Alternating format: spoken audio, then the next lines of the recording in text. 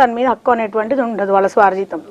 Okay, ఇప్పుడున్న current సిచ్యువేషన్లో ఇప్పుడు చాలామంది 2 పెళ్ళిళ్ళు చేసుకుంటున్నారు. సో ఫస్ట్ వైఫ్కి ఆస్తి ఇస్తున్నారు అండ్ మళ్ళీ సెకండ్ వైఫ్కి కూడా ఆస్తి ఇవ్వాలంటే వాళ్ళ పిల్లలకి వీళ్ళు ఆస్తి పంచడంలో అర్హత ఉంటుందా వాళ్ళకి? అంటే మొదటి పెళ్లి చేసుకున్న తర్వాత మొదటి పెళ్లి అనేటువంటిది కోర్టు ద్వారా విడాకులు తీసుకొని ఫస్ట్ అది డిజాల్వ్ అయిపోవాలి. ఆ మ్యారేజ్ అనేటువంటిది డైవర్స్ రూపంలో డిజాల్వ్ అయిపోవాలి. తర్వాత రెండో పెళ్లి చేసుకుంటేనే ఆ పెళ్లి అనేటువంటి చట్టపరంగా చెల్లుతుంది. ఆ చట్టపరంగా చెల్లిన తర్వాత భార్యకు కానీ ఆ రెండో భార్యకు పుట్టినటువంటి పిల్లలకు కానీ ఆస్తులలో హక్కు ఉంటుంది.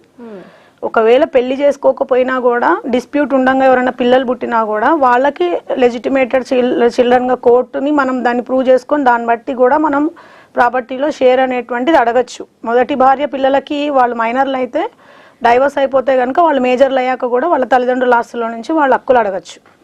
ఓకే, ఇప్పుడు చాలామంది పోలీసులు చిన్న చిన్న వాటికి